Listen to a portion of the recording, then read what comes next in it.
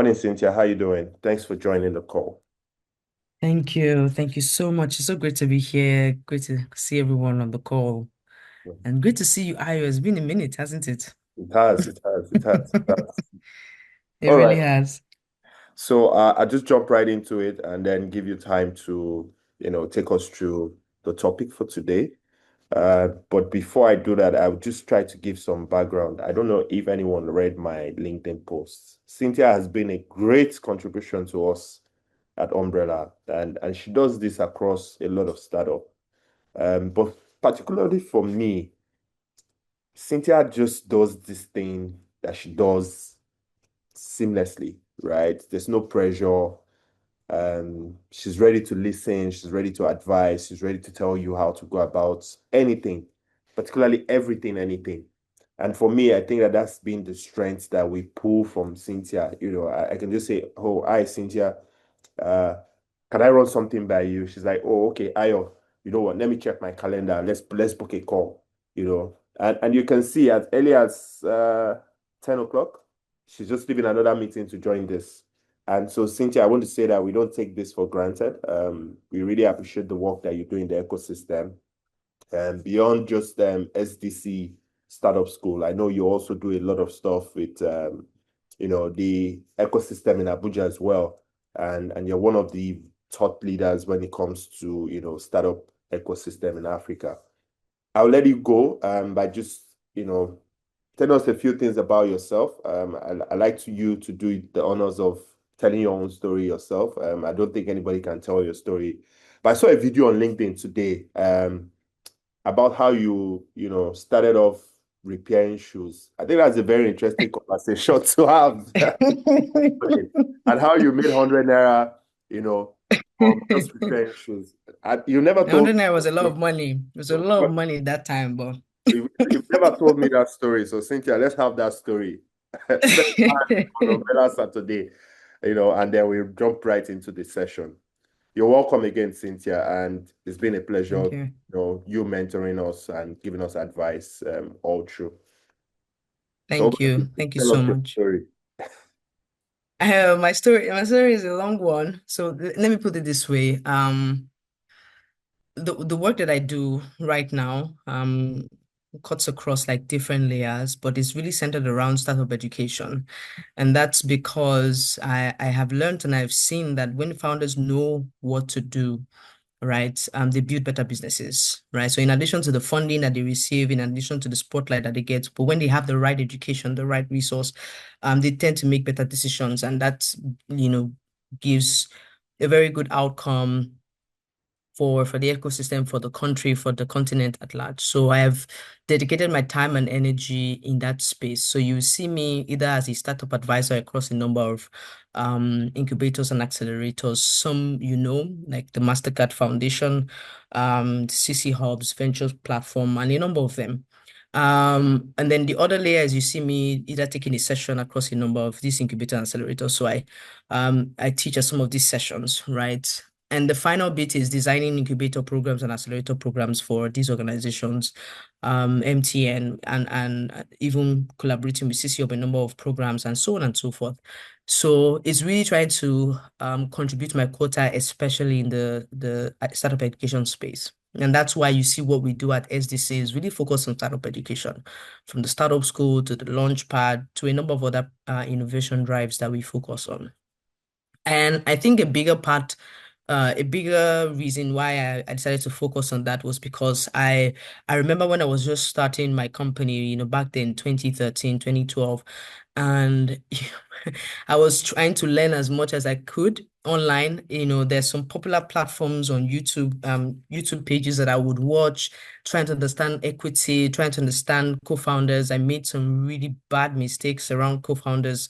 I was confused, right? And I had to rely on a lot of this resource. And the biggest challenge for me was how these resources were just talking about things, in the context of the Western world, even down to the accounting terms. Like, this does not really, we don't use words like that on this side of the planet. And it was very confusing because now I had to learn what I had seen online with this Western YouTube platforms. No shade to them, right? They're doing what they needed to do for their own people, but we didn't have our own resources, so we're depending on theirs.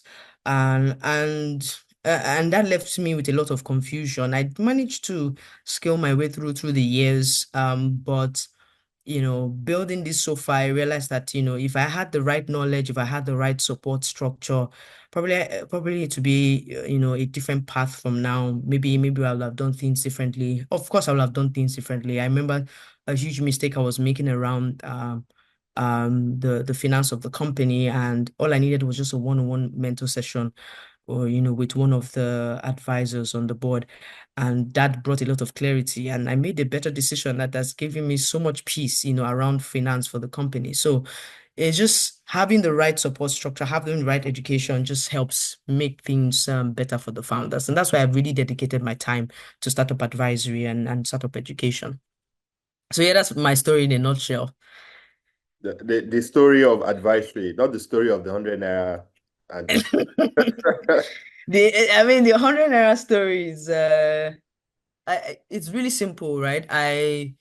After after I had discovered this craft of shoe repair, which actually came from a complaint that I noticed a lady on campus was she had towards like an artisan that she gave her shoes to on campus.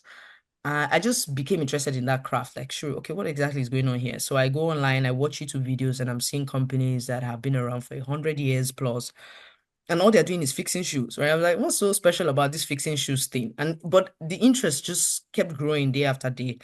So I called home. I was like, I'm not coming back this holiday. I'm traveling down to Onitsha. I had family in Onitsha, so I went there, stayed with them, and also got a place to learn the craft from my master at that time. Funny story, the master wanted to marry me, immediately saw me. I don't know. I think it's the beauty. But to think that I came here to learn and then you're thinking of getting married to me, an old man like you. No shade to the guy, but I guess that's just the culture, at that time in that place. So, but I remember my master asking me, like, why don't you want to learn how to make shoes? Why do you want to learn how to repair shoes? Because I was so focused on shoe repair. And I just said to him, I have great interest in this area. I don't think I want to shift towards shoemaking. And mainly I came back, to campus. I had my box, my Ghana must go of tools, name it, sharp objects, wherever. And I remember at that time, people were wondering, like, why are you carrying so many sharp objects into the hostel? Are you Hotel. sure? Are you sure we are safe? What plans do you have? But because I think it's because of the integrity and the integrity I had at that time that people were able to allow me come in, even though it was contraband, if you get me, Hmm. at that time. But yeah, they allowed me. I got in, and I told my friend Irene that, oh, I now fix shoes, so bring your shoes to me. And she gave me her shoes. I fixed it, was good. Then she told her friend, who is now a pastor's wife with Hmm. 2 children.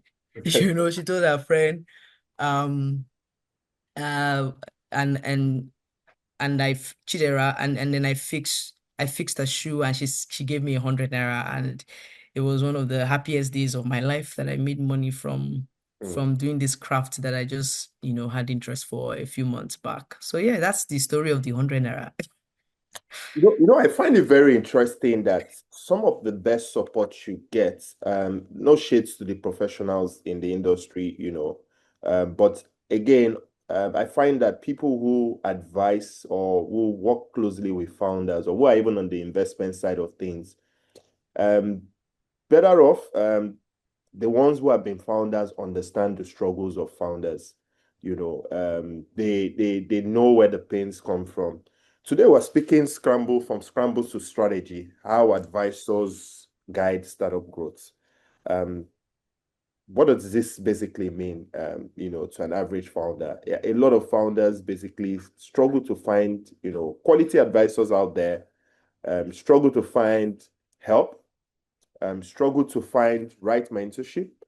And I think that, when we started the advisory service at Umbrella, one of the things that, when we came to you and we discussed with you, they take out from most of the founders that we had at that period was this was a masterclass. Like nothing like this. Even the ones who had gone to Harvard, I remember the lady who had the beauty stuff. She said, even being in Harvard, this I'd never had an experience as close as this. And this just speaks to the work that you do, Cynthia. So I'll let you go into, I know you probably have, what you have prepared for us. But again, the way the sessions usually are is you go through it. Some founders might have questions along the line. They'll raise their hands. And sometimes I would also interject to get clarity on certain things that you say to us. But what are the things that you see from, early stage startup to, growth stage startup or even series stage startup that you think that advisory cuts across the entire thing? Some people don't see advisory as also a strategy to fundraising, So again, like I said, my first introduction to Mark of Dream VC came from you, and it came from an advisory. I think that advisors also have a leeway to even fundraising for startup. So I'll let you take it over from there. Yeah. So I mean, I don't have slides prepared. I want this to be as, fluid as we can get, right? And I want this to be as also as transparent as possible, right? So beyond just the role, you know, now that I've taken up this role as a startup advisor and there is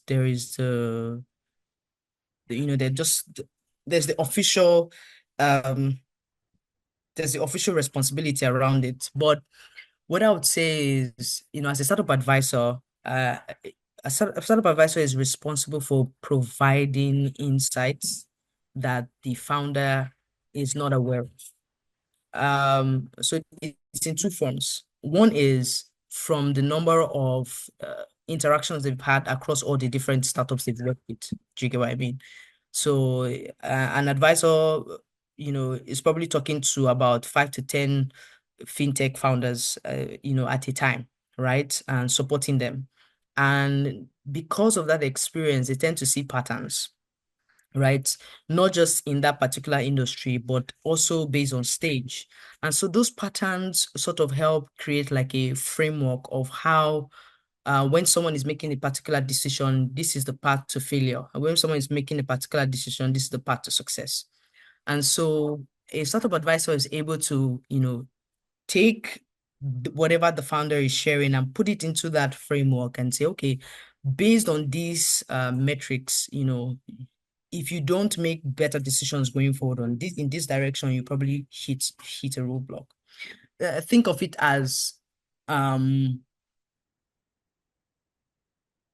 I love stories. I love the stories of founders, and that's because they form very good case studies. And there's something about case studies, there's something about studying and reading through case studies is that it helps you see patterns. There's certain CEOs that have been able to work across multiple companies within industry and even cross industry, but they tend to take a particular role, and that's because they've that years of experience has exposed them to certain patterns such that if they take up any new title or any new responsibility within that role, they're able to say A plus B is equal to C. If we do A and we do B, we will get C as an outcome. And sometimes founders don't tend to see from that logical perspective. And that's because we're so passionate. Even me too. I always experience that mistake as a founder where I'm so passionate about this, vision that I think we should do.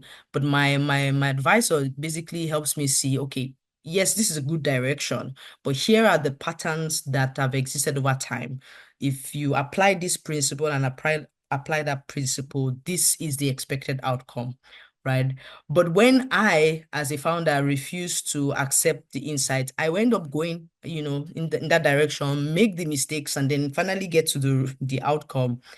And I come back to the advisor, I was like, you were right. But guess what? You don't have to experience that because an advisor has seen all the patterns possible and is able to give you direction based on the expected outcome.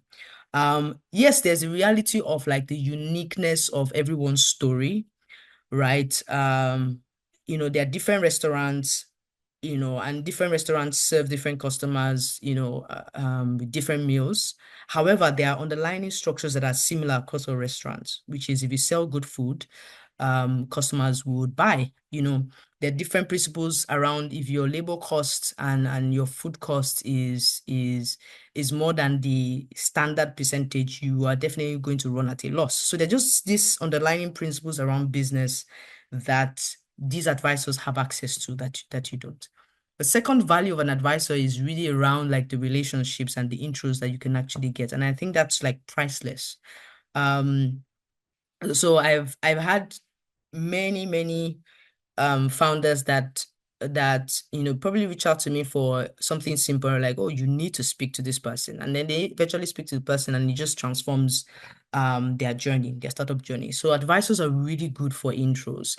And this thing about, oh, putting an advisory board together, spending time with an advisor, paying if you have to, because it's a lot of experience and time that they've been able to accumulate over time, right?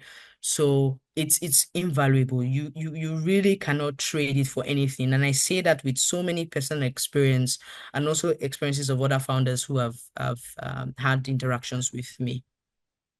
All right. Thank you, Cynthia. So how do you help founders move from reacting to problems to proactively building strategies? How do you move them? Is it just constant conversations? Are they office hours? Are they conversations that, or how do you know a founder who is willing to move into a complete strategy? I know that sometimes people can pay for your hours, like, or pay for advisory, and at the end of the day, you know that this founder is stubborn. How do you tell the founder, come, you're stubborn? So I think the first thing is before I even accept any payment from anyone, I would first of all have like an intro call. Like I must have had like an interaction with you before you commit payment for a long-term support. And that interaction helps me know the kind of person you are. There are stubborn founders, and stubborn founders are good and bad at the same time. I have been a stubborn founder before, and I reaped the fruit of it because it ended up leading to a very bad decision, right? You can be a stubborn founder based on whatever decision you're trying to make. You can be stubborn about, oh, we need to expand to a particular location. You're very stubborn about it, which is like you're very focused on making sure you get to that, right? And that makes you unable to see the reality of certain decisions that you need to make if you want to expand to that location, right? And the reality of the business structure that you have, can it actually hold that expansion? So you can be stubborn about certain decisions, but a stubborn founder, right, that is just naturally stubborn, has a track record of disregarding people in authority. Mm, So anyone who does not have any form of existing leadership over him or her is already a reflection of the fact that they don't listen. And this could be as simple as like parents, it could be as simple as, uncles and aunties, it could be as simple as guardians. Like just understanding, okay, how did you get here? What inspired you? If there's no trace of, oh, this person helped me, or there's no reference to how you have been led by other people, it's already a reflection of the fact that you're most like, I'm going to have a difficult time leading you if you've never been led by anyone in the past. So once I begin to notice those patterns, I just know that, oh, fantastic, idea. I'm very busy at this time. I look forward to supporting you in the future. But then if I've seen from your story how you came up, with how you discovered the problem, how you came up with the idea, you've shown certain levels of submission, either to your co-founder, to someone else in the past, then I know that, okay, I think we're going to have a good time. mm. And just to even clarify, like the founders don't have to accept my thoughts, right? But they must be willing to consider those thoughts, right? That willingness to consider those thoughts is found in the facial expression, is found also in, the conversation that we have. If it's like always like no, no, no, then you're obviously going to have challenges. But if you find it's like, okay, fair facts. Let me take that in with my team. Let me review that. And the person is able to bring back to you like this is the reason why we didn't make that decision because we want to do this, this, and this. And then that's a very, very, smart way of taking another person's feedback or a startup advisor's feedback, right? And the startup advisor is able to now see things from your perspective and now support you in that direction nonetheless. Yeah. Can you share any moment when a founder you completely advised transformed their approach and what triggered that shift? How do you mean transform You the know, approach? like maybe they were going a particular way. Okay, so for instance, we wanted to build a marketplace, wanted to add a lot of features, and I remember that call where you said, Ayo, what you guys have is good. Test it out, right? And that's when we started to test out some features to say, okay, let's test out advisory. Let's see what advisory looks like. Oh no, what you need to focus on is the founders. Are there situations where you've advised a founder and that's even pivoted the entire product somewhere else? Hmm. I will have to do some thinking now. Let's see.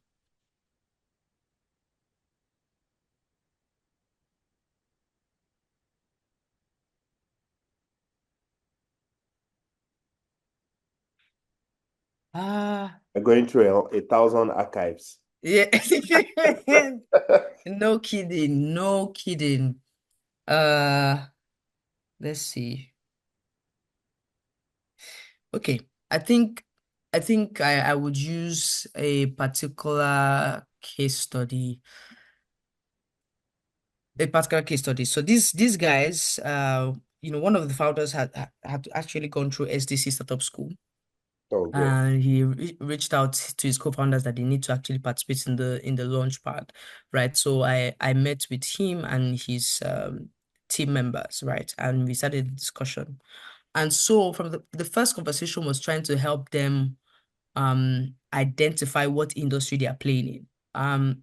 So one of the things that was very clear was that each co-founder had an idea of the industry they were playing in, and that was already a big red flag or a big challenge that they had to. One person thought that they were playing the logistics space, another person said agricultural industry, and it was already very clear that they needed to figure out like what industry they're actually playing in. And the first thing was to do that breakdown of the value chain and figure out where exactly in the value chain are they playing. And I just made it very clear to them that if this is the problem you say you want to solve, that it definitely means that you're actually playing in the agricultural space. Right. And so they took that insight back and they, reviewed it internally, and it was a big challenge for them because different people had different directions, like for what the future of the company looks like and what they're going to be focused on. Because if you're playing that from the agricultural perspective, like the current industry, the things that you'll be building for are very different from if you're playing for just logistics. And then after the sessions, they later concluded they were going to play in the agricultural space, and that actually created a new path for them, and it created a new sense of focus for them, which they're still building until today. Yeah. So I think that's one example that I can use, I think, within the context of the question you asked. Okay, so I also I've spoken to a couple of founders, and one of the biggest struggle that founders have is picking a co-founder. Mm. you know, and they come to you or they come to me sometimes and say, "Oh, I'm trying to pick a co-founder, but I don't want to just make a mistake." I know that advisory has a role, but how do you advise a founder to pick the right co-founder? What are those things Funny that how you you made a mistake, right? Trying to pick several co-founders in the past. So, Yeah, I also made mistakes. I also made mistakes. So 2, 3 weeks ago, I was literally having a session with a a founder, with two co-founders, and they were trying to get like a third co-founder to help, with certain things because one of the co-founders actually dropped out, and it really affected them. And so we had a session just focused on how they're going to get co-founders. So here's what I would say about co-founder relationship, right? One is you need to look for people that are self-driven, right? I currently have a different organization, different company where, I'm working with two other co-founders, and I understand what's like to build something with co-founders and what's like to build something with, just you. Right. Either path is interesting, either path has its own dynamic, either path has its own priorities. Conversation for another day. But when I was picking the co-founders to work with on that project, first thing I was looking out for someone that's just self-driven, right? Your motivation does not come from me as a person, right? You're intrinsically motivated to see this work, right?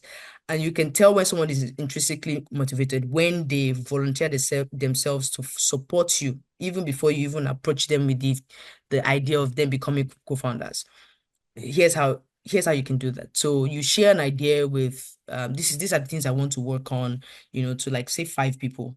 The person who is constantly checking on you to say, okay, what's the progress on this? The person who shows up one way or the other in relation to that particular idea or that thing you're working on is already a clear sign that they are intrinsically motivated. So you are looking for people who you don't have to Push. follow up with, to get stuff done, because that can be the biggest pain for you, as a co-founder, where you're the one who's always dragging the person along. That can, in short, you're no longer doing your role as a co-founder, you're now doing the role of a co-founder babysitter. That's just really, really one of the most annoying things that you can ever have to deal with.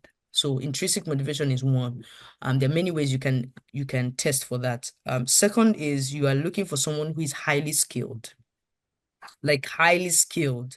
So if you're looking for a CTO, you're not looking for someone who is a beginner, right? I'm speaking from like this, from a level where you are exceptionally skilled in your own part of the work, right? And you're looking for someone who will be able to match up with that. So, and here's the reason why. Because you don't have capabilities and skills in that particular area, you're unable to know when during the hiring process whether someone is really good or not, right? Because you're not the CTO in this case, right? You're more or less on the operation side of things. So during the hiring process, when you're trying to hire for developers, you cannot be the one to say if this developer is good or bad. You need the CTO to be so great enough to know when a developer is good or bad, right? So if the person is lower in skill, it's just going to be a struggle. You're not going to become mini CTO in the entire relationship. So you need someone who is highly skilled, and highly skilled to a point where they're even better than you in that particular craft, because intrinsic motivation and exceptional skill just makes the perfect combination, right? And then the third part is there needs to be a confluence or an agreement on the vision of the company, right? The vision in terms of where do we see where are we taking this company to, right? And what are your values with regards to that, right? Because some people might join. I'll just take my own experience. My vision at that time when I was building a company, I had like a really, clear vision of, okay, we need to make this big, we're gonna make this brand. Meanwhile, one of the people I was making the co-founder, I think we even got to the point of signing an agreement. Well, he just wanted to be a great designer within a great design company. Hmm. That was just That was just that was that was his own dream, right? And here I was thinking, oh, we're gonna build this stuff together. Meanwhile, that was his dream, and I did not know. I didn't know that I needed to look out for that. That was a big sign of the fact that we cannot be co-founders, because his vision for his life is very different from, what, and doesn't really align with, what we're building at that time. So you need to be very clear on what the person's vision is and the person's values, what the person is pursuing as an individual, as a person, because along the line, because the person's vision and the company's vision doesn't align, he's definitely going to drop out along the line. Are there difficult questions that should be asked? Because I'm listening to you and I'm saying to myself, because I also had that struggle, picking up of course, you're aware of the entire conversation, picking up my co-founder, and I had to, just make that very tough decision to say, you know what, I think let me let this guy go, or let me let this person go, I've been struggling for 2 years just trying to build a product. And every time is one excuse or the other. But again, as a founder, you struggle to ask that question or ask those difficult questions. I know you pushed me to say, you know what, you need to have this difficult question. But again, everyone says you need to find the right advisor. How do you know that this person is the right one for me as an advisor from the founder's perspective?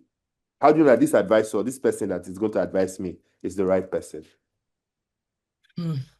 Honestly, I don't know. I just don't know how to answer the question. So maybe I'll answer it from a perspective of a founder who actually found an advisor for the company that I'm building. How did I know that Were you looking at the big he name? was? No, I wasn't. I wasn't looking at the big names. I was looking for people. Here's how I knew that this guy was going to be great for me. This was when 2016 or so. He was not even big then. Like we met at an event. We met at an event and I just told him that, oh, this is what I'm building. I was like, oh, really nice. He said we should actually meet up. And that time, the best place we could meet up was Chicken Republic because he didn't have money. I didn't have money. I don't think we even bought Chicken Republic food that time. But he's a big man now, you can't see him on the streets for context, right? So, we met at Chicken Republic. I shared what it is I was building, and he really, really supported and gave me like great wisdom. And that was just first insight. I think the second insight was when, they had already grown, they'd gone to like a really great level, and I just wanted to see him. So I bought like stuff, brought some food stuff, brought some things to his office and sat with him. And I shared again the challenge I was going through. And not only did he provide insight, but he actually followed up, right? Checked in and made sure that okay, this thing that he shared was actually useful. And so ever since that time, I always make sure that I find different ways, to just appreciate him. You know, his staff. Anyway, it's a lot of stories. But the point is you would know by the person's heart towards what you're building, right? You would know by the person's level of commitment towards your building. It takes a lot for someone of that caliber to make out time, to be with you. And there's no amount of money that will be sufficient to pay such a person. But I mean, I look for different ways to show up, to say thank you, to bring gifts to his staff, to his team, to him as a person, to his co-founders, right? I also was able to build a great relationship with the other co-founders as well, and they also supported. So in a sense, it's more or less like the advisor, it tries as much as possible to be there, right? They try as much as possible to be there. Um, yeah, I think that's the best way, such that even after, so for example, in the context of advisory sessions, so that I don't put away the fact that there are also people whose role and official responsibility is set up advisory, such that even after the normal advisory sessions that you have that maybe you pay for, they are in your DMs. Do you get what I mean? They're like, oh, I found this online. I know we're done with our advisory session, but I found this online. I think it'll be useful to you. Take, apply. Do you get what I mean? Yeah. You are in a normal random meeting and they're introducing you to someone and they're like, oh, this person's going to call you. And that's after the entire advisory period. You Hmm. know, I say that because I also do it myself, for other founders that I've supported in the past, right? And yeah, I think that's it. I think that's the way to go. All right. I think we have a hands up. Festus, can you go? I know you've been going in and out, so let's have your question.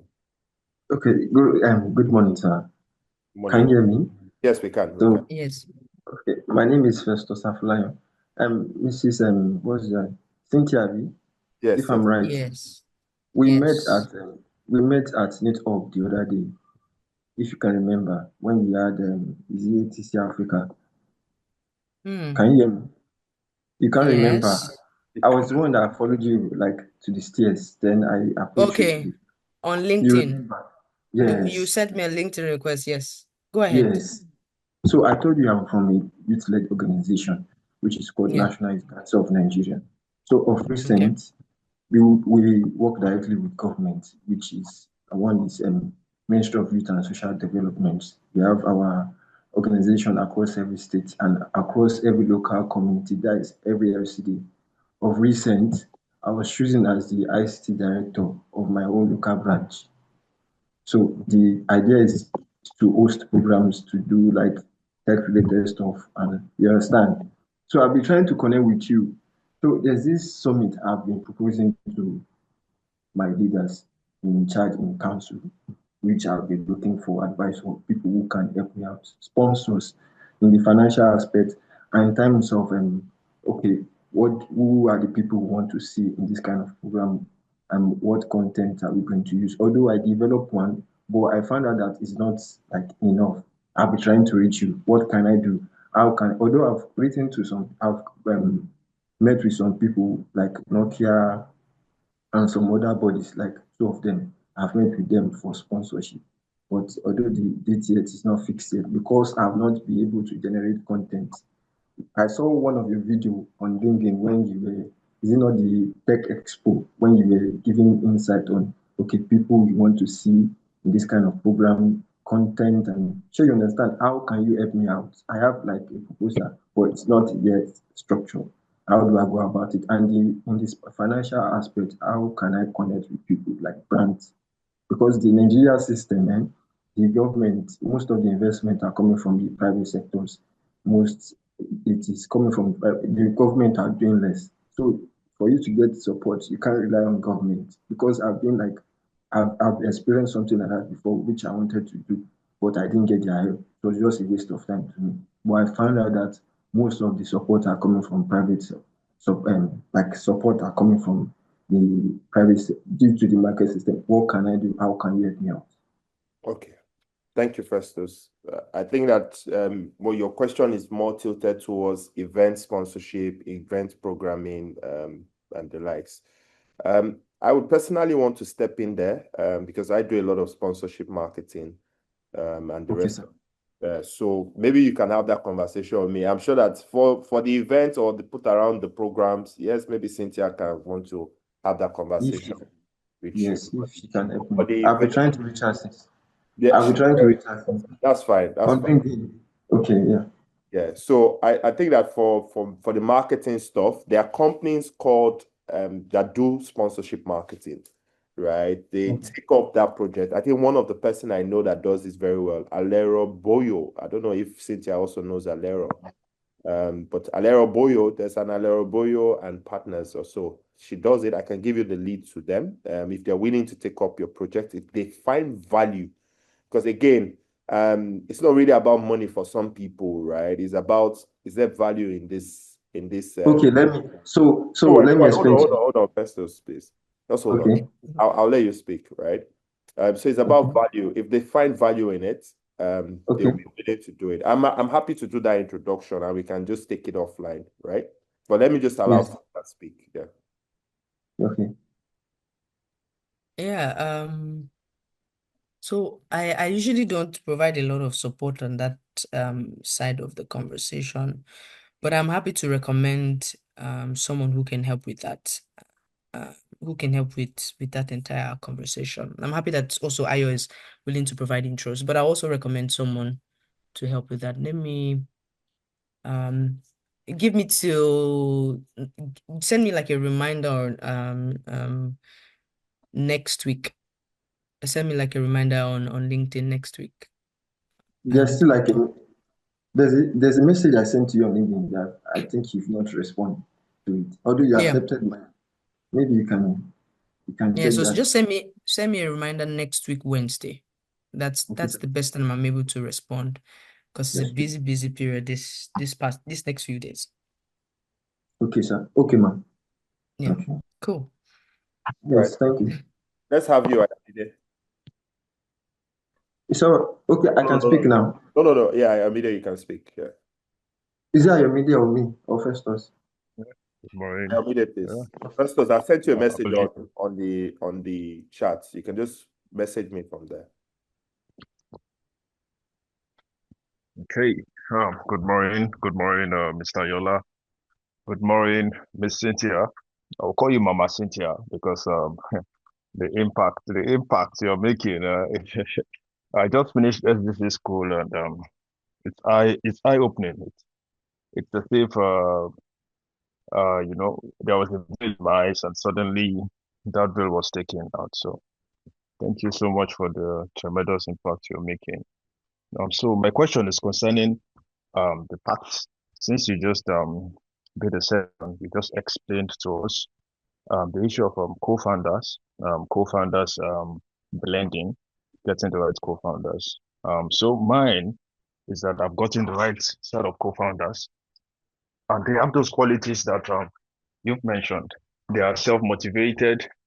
They have that intrinsic motivation in them as well. So we're a total of 3 co-founders, and we have an addition of a marketing guy, yeah, and we'll be in charge of marketing, and then we have the media and designs guy who is in charge of UI UX and all things content creation and visuals.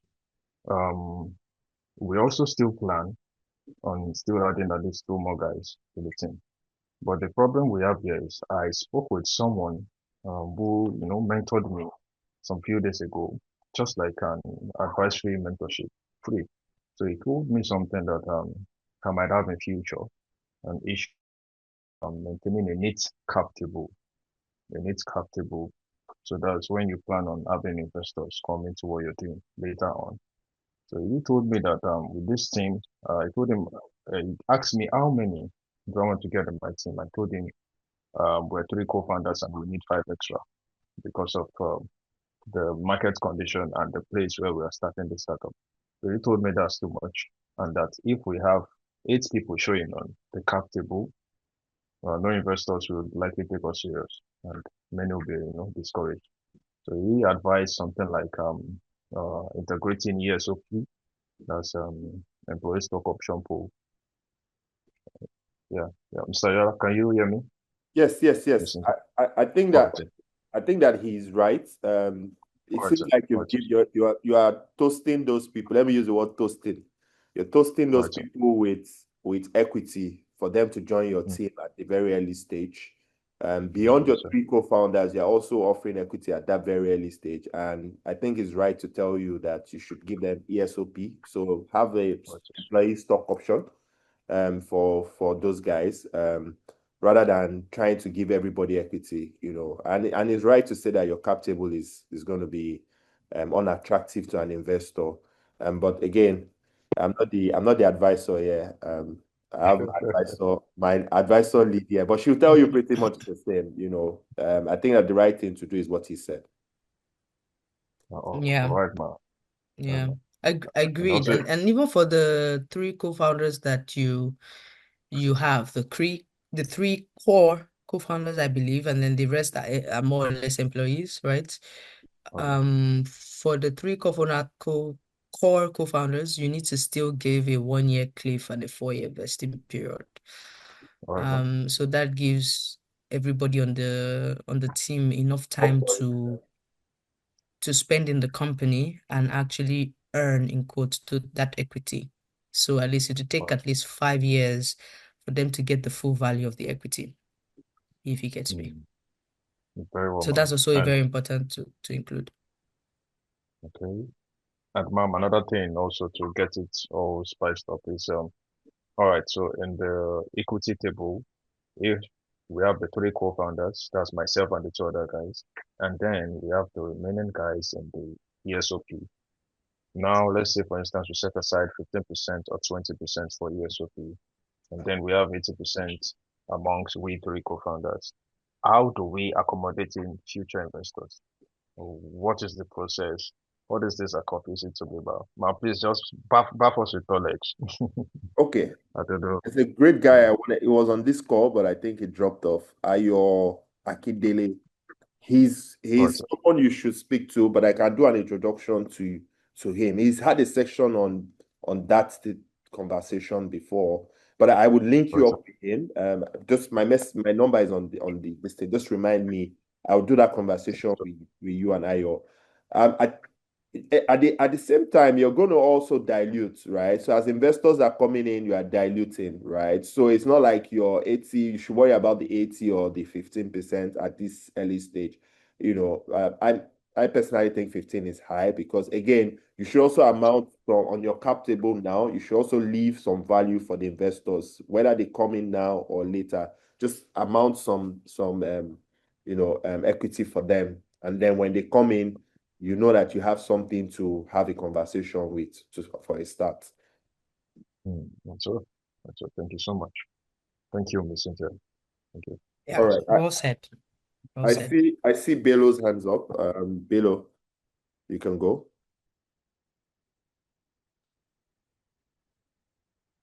Belo, are you there? Just unmute yourself. You might be speaking and yeah. Hello, good morning. Good morning. Good morning, sir. Good morning, ma'am. Hello, can you hear me? Yes, we can. Oh, okay. So please, my question is, currently we're running a startup, and we are two co-founders. One of the co-founder is a developer, then myself. But one thing I've realized is that we have a great product, but because Mrs. Cynthia mentioned earlier about having a great co-founder, probably people that are experienced. So my question is, in an instance where you have co-founders that they are not really experienced, but then they are motivated and are ready to work, and this lag in experience is one of the reasons I've been jumping on classes, webinars to like have a full grasp of on how to grow a startup. So what do you think, as a co-founder that is not really experienced, how do you think we can level up? Define experience. Is it experience in building a startup or experience in like developing like leveraging technology, building the Product. app, the website, yeah, the product. Experience in building a startup. Oh, You okay. never built. So ideally, both of you probably are doing this thing for the first time. So, either neither you or him have experience with building a startup. And so, as you acquire knowledge, as you're signing up to SDC Startup School, your co-founder should also be learning as well, what it means to build a startup. But if it's on the skill level, there are cases where maybe the developer is not like a full-blown senior developer or something. There should also be, what's the word? There should be a path to growth. Like you should also see the co-founder like trying to acquire more knowledge or skill or develop better products, because obviously nobody is perfect from day one, but you can definitely see the motivation to acquire the knowledge. And every time that you guys are having a meeting or discussion about the product, he's already saying, oh, I actually learned that we can use this and I've already applied it, and this is how we can make things better. I think that's something to really take note of, right? But both of you have no experience with building a startup. So as you're learning, he should also be learning. So feel free to share with him links. Remember the example I gave earlier about a young man who went through the startup school and then got his co-founders to go through the launchpad, and that really helped their team gain clarity. So you should also do the same, do things like that. Okay, ma, we've been doing that. Thank you so That's much, ma. good. That's good. So what's the challenge if you've been doing that? The challenge is, number one is how to the strategy and marketing of our products. That's number one thing we have issues with. Anything that has to do, because my developer is a senior developer. Let me put it that way. So he's a senior developer. But the problem is putting the market out there and getting people to sign up on our products. Now we've been able to start getting, at least we have about 30 to 40 people that have signed up on our product, but getting them to use the product. So We I have think maybe there's so I think maybe there's some fundamental issues that that you probably need to fix if people are signing up but they're not using it. So is either a problem solution fit issue or a problem customer fit issue or a product market fit issue. So I think it's really going to the fundamentals. If you guys built the product based on an idea that you both had or you had, and you didn't go through the process of problem discovery, customer discovery, problem solution fit, problem customer fit, business model fit, product market fit, there's a very high chance that you're going to have difficulty getting people to use the product. So is that the situation? Hello, ma'am. We did product market fit survey. In fact, we had people. The reason we built the product was because we had people asking us to do the same thing. Because what we do is my developer runs websites for people, so he develops websites for people, and how we met was that I needed a website too. So he built a website for me. Now what we did is that we have a website where you can just in few minutes can just create a website for yourself and list your products, where you can track your market sales, either doing e-commerce or you have a physical shop. So it's something that people used to come to us to like, we need this thing, do it for us, we need this. So we felt like, why not just do a one product where you don't need us to like help you do anything anymore. You can just get on it, post your products, add your payment gateway, add your logistics system, and market your products at once. So So if we people are had signing up and people are signing up, but they're not using all of these things. exactly, they are not And using. so it's a product market fit issue, right? So I'll give you two things that you can do. One is go through SDC Startup School, right? I have a very strong feeling that there's a step in the process you did not take, right? Startup School is free, so feel free to start and complete, right? You get a lot of insight from that. Two is the 30 people that signed up, try reaching out to them to understand why they signed up but they haven't used it. And that can actually bring it up some insights into that. And those insights would now help you know what the next step should be. All right, ma'am. Thank you so much, ma'am. Thank you. I You're was welcome. going to say that there's the people want something, but do they really need that thing? Can they do away with it? I think that there's also that, and again, it comes back to, product market fit situation, but like what you can do is, I think you should have one-on-one, call them, ask them why they've not used the product, they've not used the product. And I think that I'm just sharing my own personal experience, we've had a situation where, we've also seen that founders start the process, but they don't finish the process, right? So what we've done now is to reach out to founders, and we found out that it's a case of documentation, maybe the process of even trying to do it. You can assume that, oh, it's a seamless process. But it's seamless to somebody who understands technology. What if they don't understand technology? What if they don't have the skill set? It's the reason why they initially would have come to you in the first place to say, build it for us or do this for us, right? It's because they don't want to go through the painstaking of doing it. So there's sometimes that thin line between, okay, because people want this, let's build the technology for it, they can use it. Sometimes people just want people to do those things for them rather than them doing it by themselves. So I personally would recommend that you go to SDC Startup School.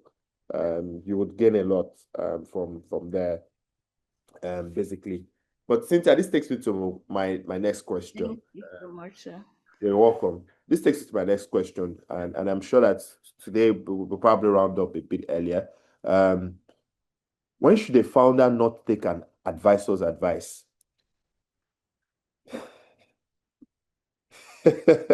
I'm sorry I'm putting you on the spot, but like, when should you not take an advisor's advice? Because sometimes it sounds very interesting. Or my advisor has said I should go and do this, and when should I just say, you know what?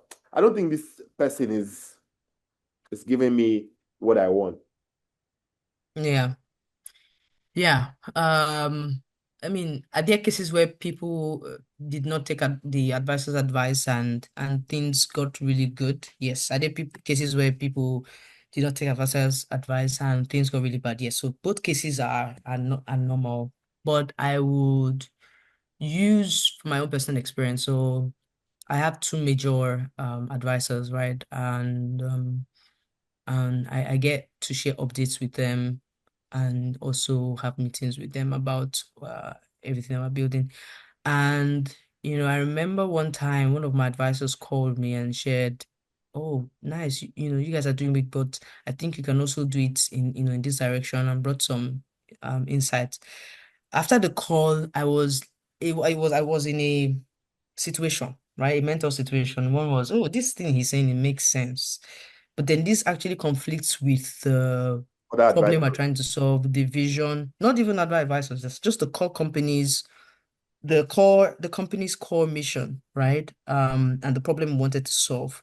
This was going to take us into a different part of the industry, if you get what I mean. If you think about the value chain, there are different players across the value chain. So this other direction is there's a lot of money there. It's going to take us to a different part of the value chain. And so I think for like a day or two, I was conflicted, and I just said, you know what, I'm just going to not take the advice.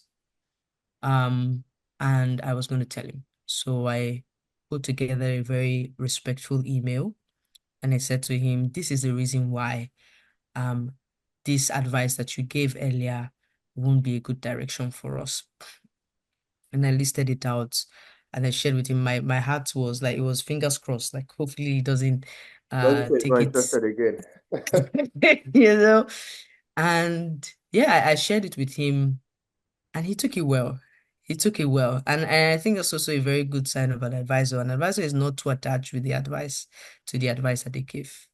It can be accepted and it can be thrown away. The most important thing is that you're there for the startup, right? And the startup, on the other hand, has to be clear that you're going to take responsibility for that decision. So I am very aware that this decision I've made, now I have to take full responsibility for it and the outcome that comes with the decision I made, right?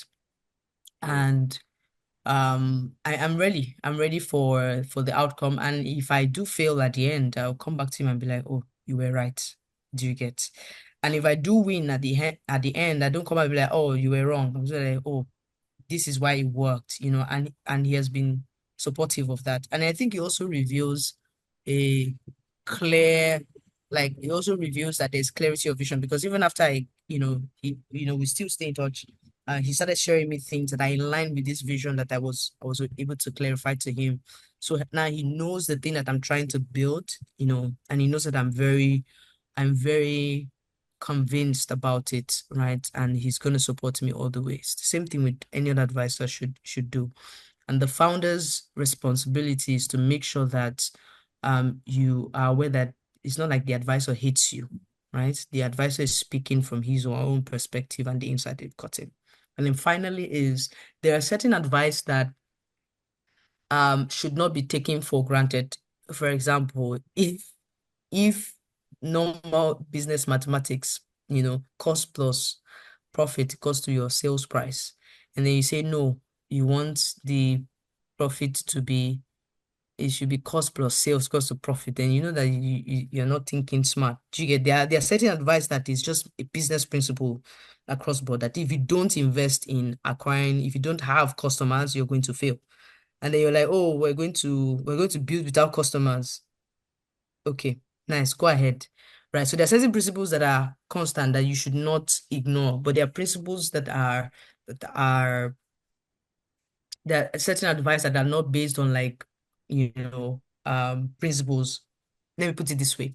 Like, yeah, there's certain advice that are not based on like actual business, that are not tied to like an actual business principle, right? The principle of building business. Like no matter wherever you are in the world, you would definitely need to leverage that basic principle. It could be around hiring, it could be around business processes, but there are certain advice that, it's dependent on the context, right? Some things related to vision, some things related to certain decisions that can determine the future of the company, things like that. Those ones are subjective and are not based on principle. So you need to dissect and know when to take and when not to take. Okay, Yeah. before Festus goes, right, I was going to just lay out one more thing to my questions. Are there situations where advisors try to live through founders, live their own dreams, right? They can't build, they're not building, but they try to live their own dreams through founders. And are there situations where an advisor should come out to say, or should tell the founder, I have no idea about this your industry. Maybe you should, like, are there situations where maybe somebody comes to you with an industry that you're not familiar with, and you would turn down the person, or you probably still just advise generally? Okay, so it's one of two cases. It's one of two cases. So there are certain business principles, right? Startup principles that cut across the industry, right? No matter whatever industry you're playing in, you would definitely need Follow that those. insight. So, you know, so like co-founder relationship, whether it's a fintech startup or not, those insights are very important. But there are also insights that are tailored to industry. And what I do, so there are one of two cases. I remember when someone approached me with was it a blockchain, a Web3 solution? I was like, I have no idea what happens in that space. So which is why that assessment at the very beginning, before they start booking 3 months call, you know, or 2 months call or 1 month call, because I don't do one-off calls again. I realized that one call is not enough to help a founder. It has to be multiple calls over a period of time. So before they book those calls, I will have that assessment. And once I know that it's an industry I can't play in, I just recommend you to someone else.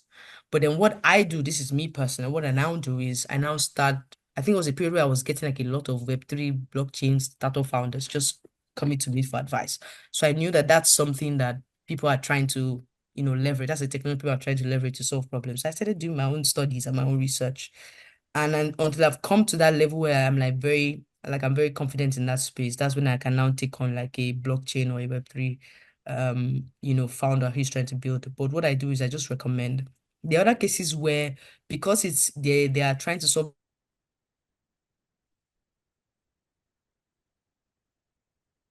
support, I intro them to someone else who is tailored to that particular industry, and we get to work with that founder together based on like the insights. Okay. Let's have you. Festus. Should I go now? Yeah, Festus, you can go. So, like what they used to say, they say everything that is concerning with life has to undergo a process. So you're talking about SDC startup schools, and mine was more of events like Tech Expo and you understand. So I was hoping if there's like a physical,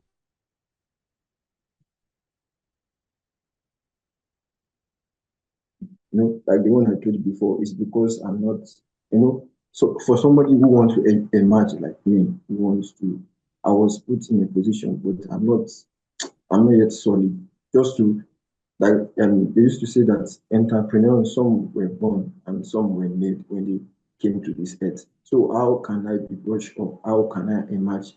What physical methods or schools or enlightenment do you have that you can recommend for me? I prefer physical methods than online methods. I'm not disputing the online methods, but if you can recommend for me, so that in case of another time I want to, so I won't be over dependent. Although I believe in co-creation for sustainability. But what can you do for me in this aspect? You get my question? Yes, I did. So there's the BMI, I think it's BMI, Brand Management Institute. I think they're somewhere in Lagos. I don't know where you B, got it. BMI, Brand Management Institute, right? okay. I think that you can try to check them out. I'll send you a list. Like I said, I'll link you up with Alero.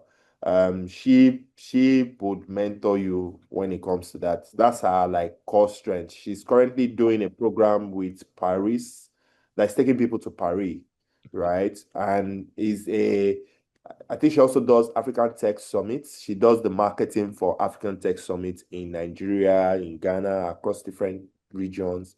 She's big on that. That's her strength. Tech, whatever marketing. Mentorship stuff like Yes. that. So yeah, she's one of the people that I'm very strong. In fact, we still had a conversation this week, around the Paris stuff. I think you should speak to her.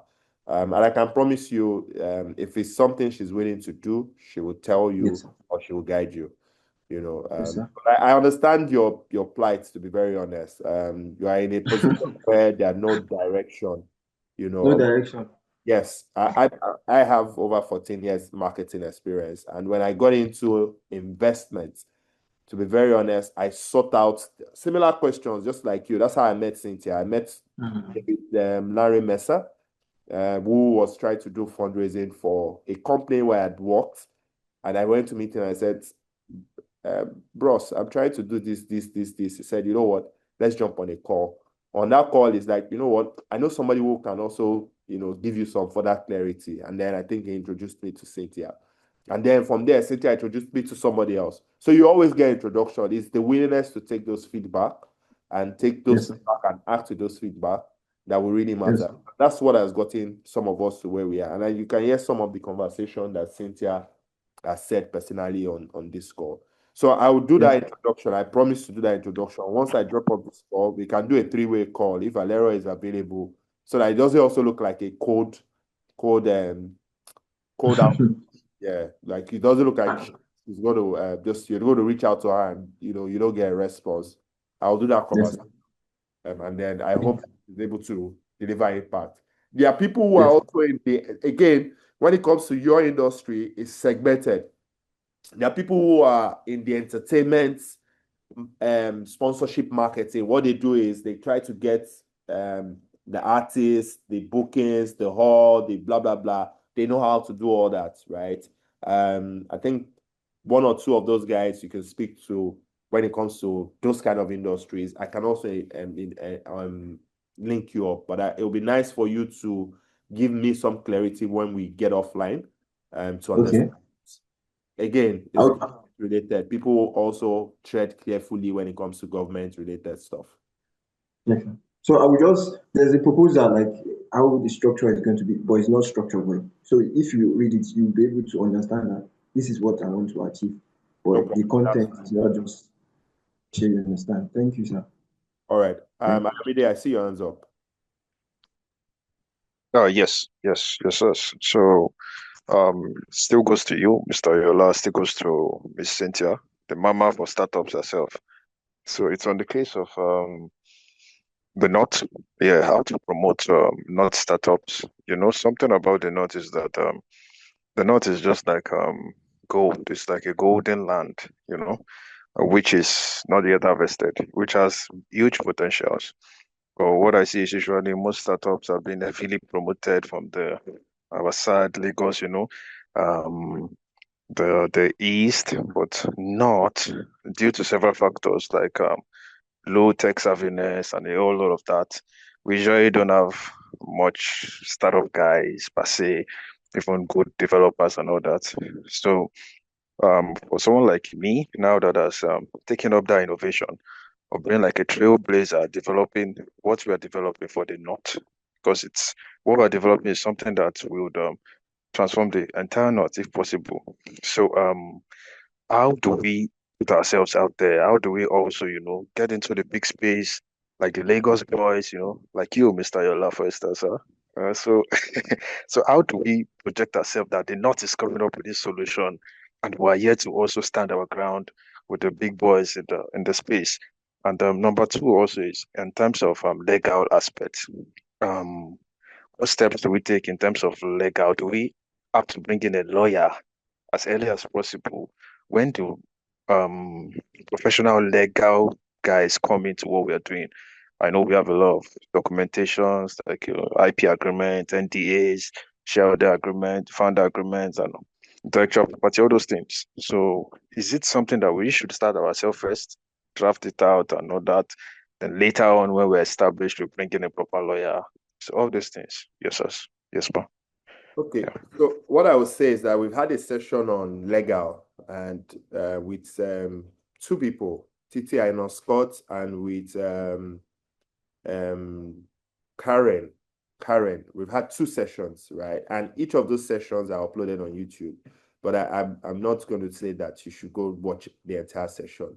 It's very important to have legal from the very onset when you think of trying to get a co-founder, very important to have a legal person. Extremely important, because that's the fundamental problem that can, or you can ignore it at the very beginning and it becomes a problem.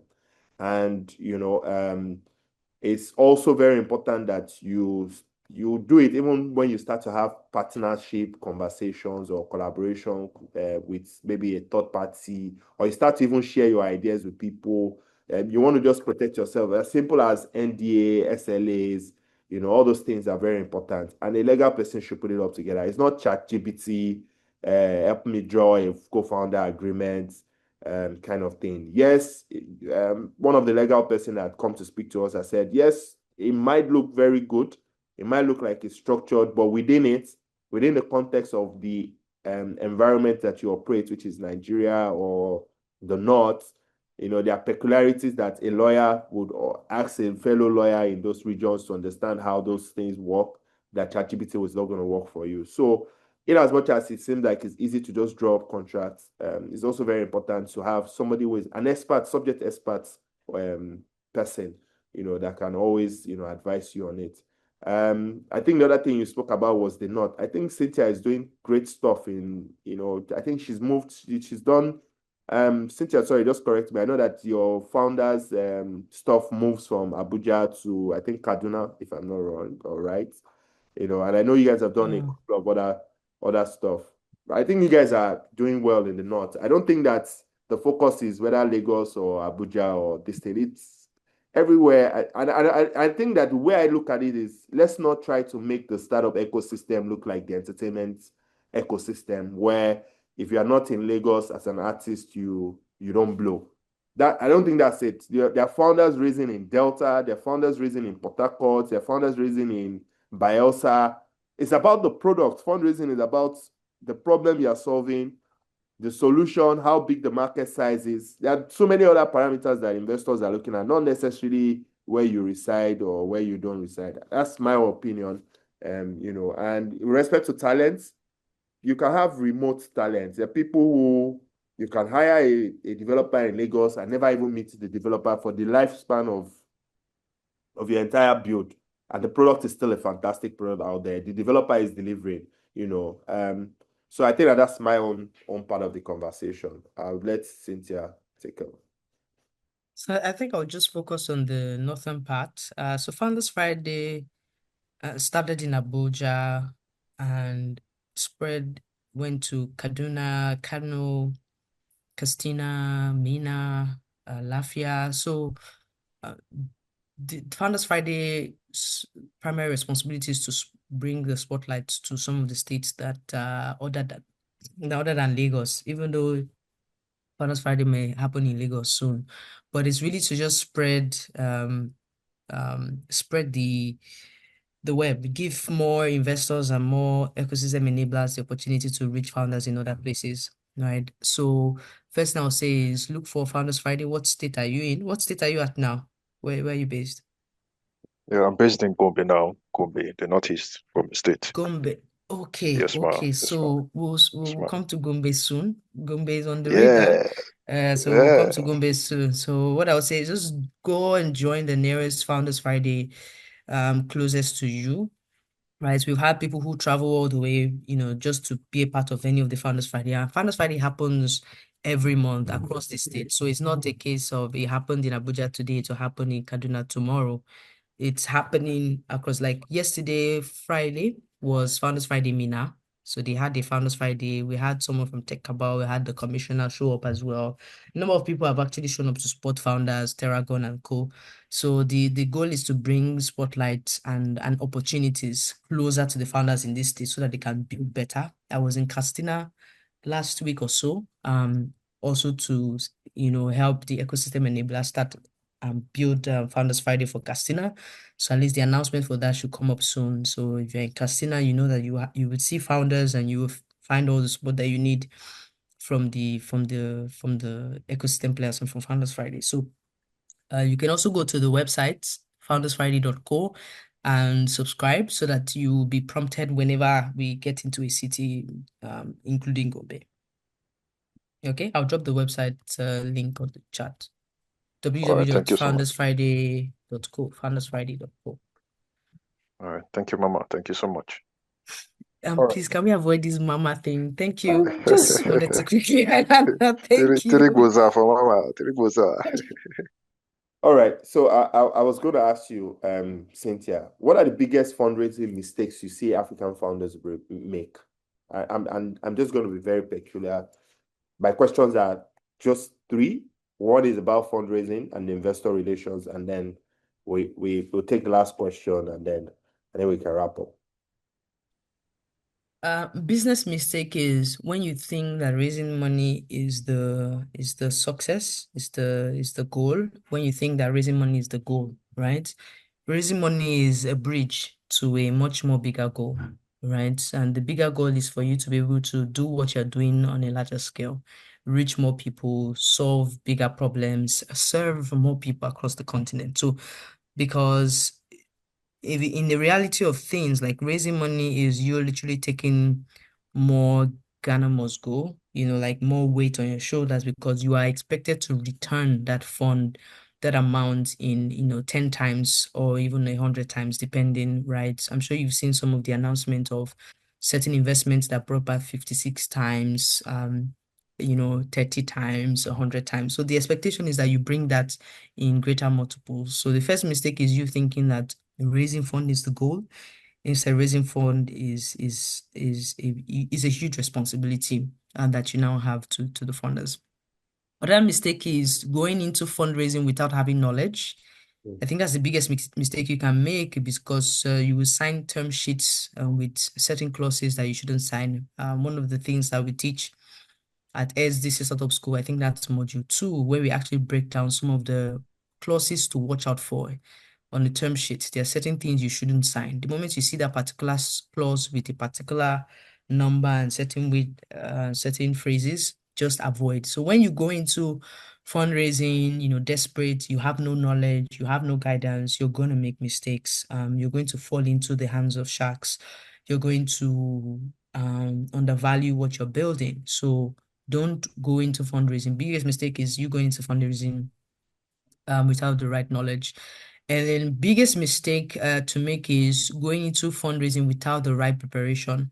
Preparation here talks about like as simple as your data room, as simple as your pitch deck, as simple as your financial model, like simple as data room, holistically, because your data room contains all of the necessary details that is needed for your fundraising journey. So if you don't have that background when you're speaking with an investor, you're not going to know what you're saying, and that can be the most embarrassing thing. I remember when we were doing our own round of fundraising for our company. Before I had met my first investor, I'd done like 2 to 3 weeks of proper preparation, you know, proper preparation, such that when I had the meeting with the investor and I was sharing, okay, this is why I'm passionate, he started asking me some things around the numbers and what I could answer clearly because I knew even down simple things as like down to your CAC, down to the LTV, down to the cost unit, your unit economics, right? Even down to like what growth looks like, what you're looking to achieve in the next 5 years, revenue-wise, customer-wise, growth-wise. Those things are very important. So you want to go in prepared, right? So a founder that is trying to look for funds and doesn't have, something as simple as a pitch deck. I've met certain founders who don't have pitch deck and looking to raise funds. Wow, that's amazing, right? I've met founders who don't have a data room and they're looking to raise funds. So those things are very essential. One, thinking that fundraising is the goal and is a success. Two is going into fundraising without the right knowledge. And then three is going into fundraising unprepared. All right. I will ask you another question, just to follow up. What's the most rewarding moment for you as an advisor? When the founders have clarity. There's just this sigh that they give, like this sense of fresh air, like, oh wow. So, that's always what I'm looking for when they have clarity. because that clarity is all that they need to keep pushing. One session can be enough to give the founders so much clarity that they can survive for another 5 years. There are certain founders who were thinking about giving up because they didn't have clarity, right? And the moment they get that clarity, it's just the biggest trigger. So fulfilling moment is always when they get that clarity, and I know it when I see it. What's that one thing you would change about Africa's founders' approach to building in Africa? Olivi. When founders don't get enough education before they start building, and that's one of the biggest things I want to change, which is why there's so much commitment from me in startup education, because they've relied so much on what people are saying out there, from the other countries and continents. They want to do the same thing here, and they don't have that knowledge, and they go in and they spend 2 years, 3 years in that conundrum, and it just wasted resources, wasted time. Because think about it, yeah, if you think about the funding that America gets alone, what we get in Africa as a whole is not up to 1% of funding. I think America gets somewhere around 300 billion. I might be wrong, but I think it is around the amount, like total funding raised. And then we're doing 1 billion and we're celebrating. We're doing 4 billion and we're celebrating. That's actually very low. But I think it also reviews how much resource, how little the resource we have, and how we should not be wasting that resource. Like if all you get is 4 billion, then you shouldn't be wasting a lot of time figuring things out. Like you shouldn't be in like figuring things out mode. You should be more or less, I have clarity, right? I have the right education, I have clarity, so I'm going to build with wisdom. Do you get? So I think that's something that we need to really change on the continent for African founders. Let our people get enough knowledge so that we don't waste time and resources, even with the little that we have access to. All right. And what legacy do you hope to leave behind? So I think for me, it should be that in 20 years from now, when we look at the top performing companies globally, African companies should be among top 10. I think right now we're not anywhere close. So I want, that's the legacy, and I want it to be that the founders have a trace. If you want to trace their journey, one way or the other, I was inside somewhere, on that journey, either through SDC, either through any of the work, either through a session that they listened to me. But there was something on that journey that I planted as a seed that helped them get to that point. So that would be, and that's something I can only know when I get to heaven. So that's interesting. All right. Thank you. Bello, I know you want to go, so just let's have your question and then I can. Oh, all right. Thank you so much, sir. Thank you, ma'am. So my question is, Mr. Ayola, you mentioned earlier that you were a marketing strategist for like 14 years. Yes, please. So please, I want to like appeal, or let me say beg, that is there a way I can sometimes share you a marketing strategy for like a review?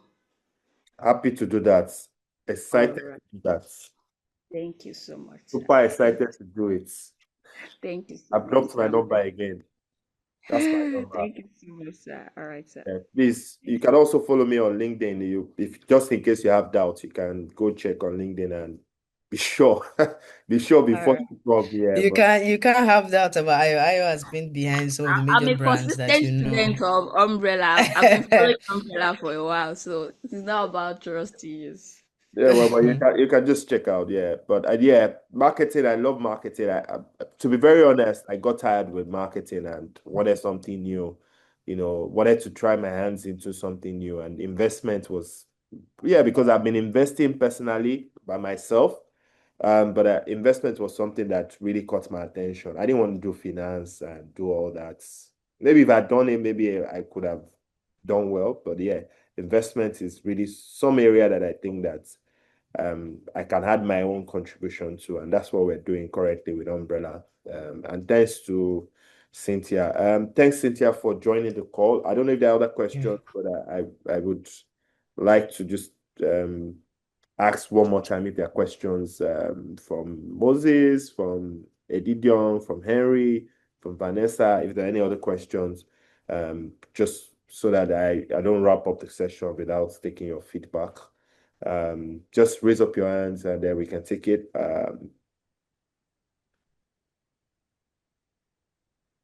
Okay, so in the absence of any other questions, I would just like to say that for me, Cynthia, I think that there's something I'm seeing as a pattern, you know.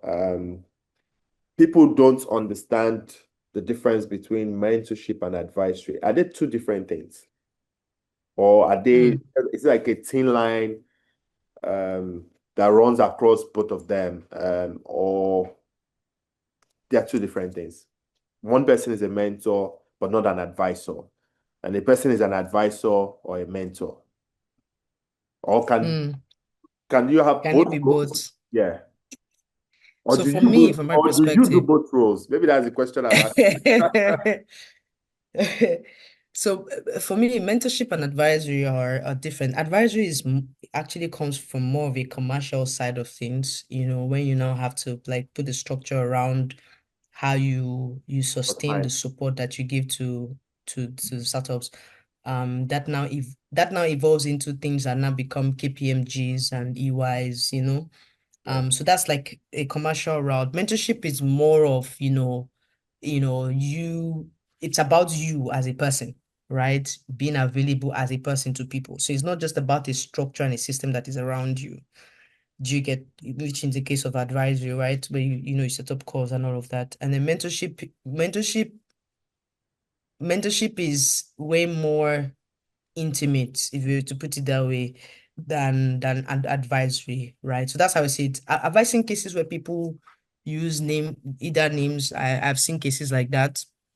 I don't, some people say startup mentor, some people say startup advisor, but I'm always very clear it's startup advisory, because what I want to do is create a system where even when I'm gone, you know, people know what to do when it comes to building their business. They don't have to wait, because I'm not going to live for 100 years. You know what I mean?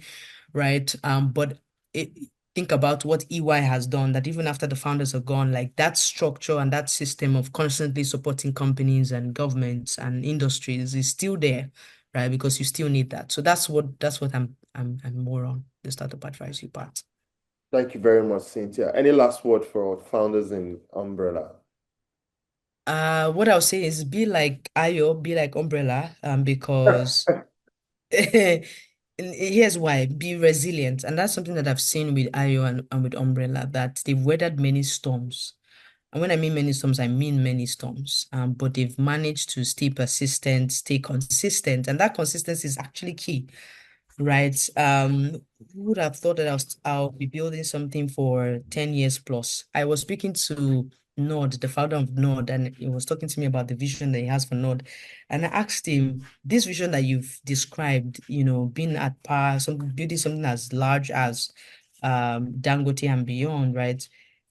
It sounds like it's going to take a long time. And he said, yes, that he's willing to spend the next 10 to 20 years just doing this and not even getting anything in return, because he knows that there is this inflection point that he can reach if he's able to commit a lot of time that can lead to that growth that everybody will now begin to admire. And I think that's the truth for building, right? There's just something about being consistent. We always want that quick Quick win.